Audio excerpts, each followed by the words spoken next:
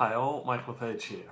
This is what I hope will become a definitive version of my variant of the game Cyvasse. It's a board game described in George R.R. Martin's A Song of Ice and Fire, which became the TV show Game of Thrones. Now, one thing about the Game of Thrones TV show is that they did a lot of things which weren't strictly literal to the books, but they did make a great TV show. Here, we're trying to make a great board game, and so even though in previous versions of my rules for Cyvasse, you might have noticed it got a bit complicated, and that was trying to be literal to the books. So here, just trying to make a great board game, and if you've been following my previous videos, you'll see that it's quite a bit simpler and easier to play. Also, should mention that you don't have to buy this set, my 3D printed set, if you want to play the game. I have a link on my website here, which is just icon sets and something you can print out on paper. And if you want to do it like I did it in the early versions of playtesting, you can stick them to card and top of bottle caps and play the game that way.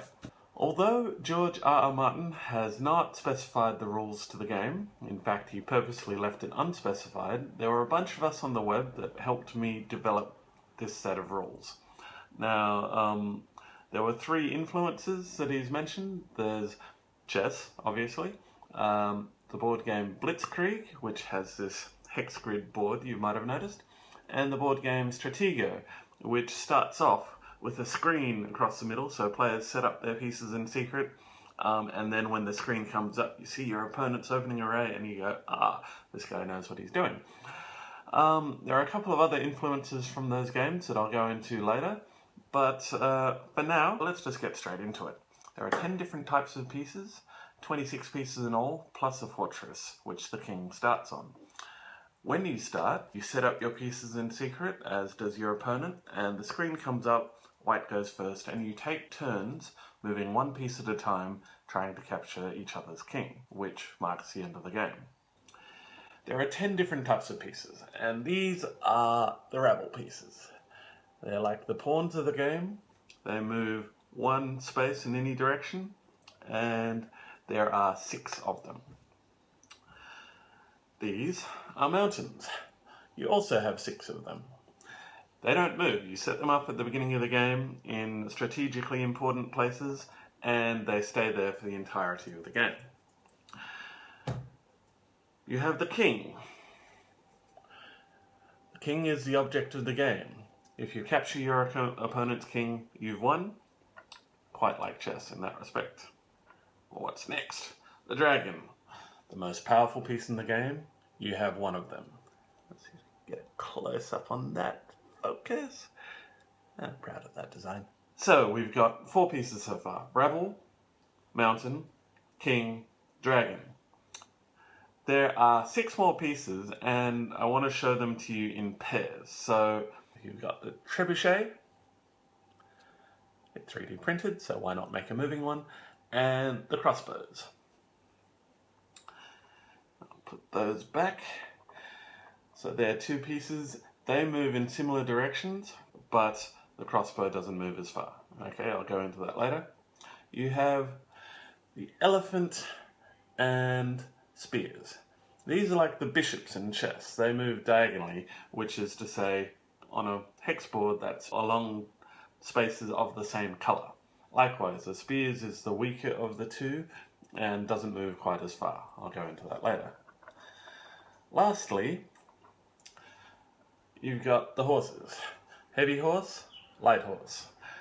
Light horse moves a bit less far than the heavy horse, but the way they move, now you might be able to see here, the king starts on a fortress. That's the last bit you get with the 3D printed set. The fortress you set down at the start of play before you bring up the screen, and the horses move with respect to one or other fortress. Okay, so let's go through the piece movements in a bit more detail. Here we have 2 rabble, 2 kings on their fortresses, and 2 mountains. The mountains you put down at the beginning of the game, and they don't move for the course of the game. But the rabble and the king can each move to any of the adjacent spaces. So 1 space, any direction, one space at a time. The king can move out of its fortress, which stays where it is, like the mountains, and fairly simple. You get the idea. The next group of pieces are the orthogonally moving pieces. Now, this is crossbows, which is a tier 2, I'll explain that later, and a trebuchet or catapult, which is a tier 3, and these move along the lines, so in the direction of the 6 surrounding spaces, but to a greater extent. So the crossbows can move up to 1, 2, 3 spaces in any direction. 1, 2, 3. And trebuchet is like this, moves in the same way, but is only limited by other pieces such as mountains or by the edge of the board. So the trebuchet can move out here. I turn the board around. Cyvasse can move all the way back here, only blocked by other pieces or the edge of the board.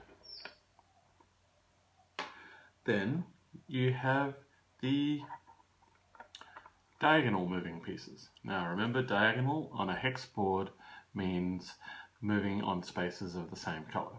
So this spears piece can move up to 1, 2 spaces. One can move into the fortress there. This also means that spears and elephant pieces, they stay on the color that you put them on at the beginning of the game. They stay on that color for the rest of the game. They are useful in that if you've got mountains arranged like this, the elephant, in this case, can move the length of the board and can move through the mountain pass between the two mountains. Again, like this. If I rotate the board like this, back this way. Okay, so spears and elephants move diagonally on squares of the same color, can move between mountains.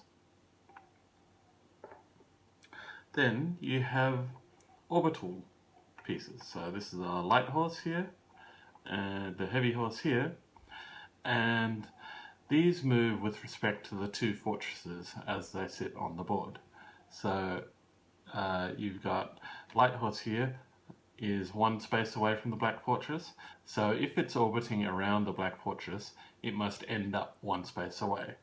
The light horse can move up to 3 spaces at a time. So in this case, 1, 2, 3, 1, 2, 3. And in this case, it's 1, 2, 3, 4 spaces away from the white fortress. So if it was going to move around the white fortress, it would have to start and finish 4 spaces away. So in this case, 1, 2, it's blocked by the mountain here. 1, 2, 3, 1, 2, 3, always staying 4 spaces away from the white fortress. The heavy horse here is 2 spaces away from the white fortress. And unlike the light horse, which can only move up to 3 spaces at a time, the heavy horse is only limited, like the other tier 3 pieces, the elephant and the trebuchet, it's only limited by other pieces and the edge of the board. So as long as it stays on a ring 2 spaces away from this fortress here, it's fine. Okay? Here it's 1, 2, 3, 4 spaces away from the black fortress. So that means that as long as it stays 4 spaces away from the black fortress, it can go anywhere on this ring around like this. Okay? That's the ring of 4 spaces away from the black fortress. Last of all, we have the dragon, which is the most powerful piece in the game and has a range of 4 spaces. So 1, 3, 4. As long as it can count a path of 4 to a particular spot, the dragon can move there. It is capable of flying over mountain ranges, so it's not blocked by mountains. But if, say, I have a row of rubble pieces here, it is blocked by them. It has to either take it or move around it. So they're the movements in the game. So let's go back a step and talk about two other elements of the rules taken from Stratego and Blitzkrieg. In Stratego, you have a bunch of different pieces, all of which are ranked from level 1 to level 10. We've only got 4 levels here, so in this case, the rabble and the king are tier 1 pieces. The crossbows, the light horse, and the spears are tier 2 pieces. The elephants, the heavy horse, and the trebuchet are tier 3 pieces, and the dragon and any piece that sits on top of the fortress, these are tier 4 pieces.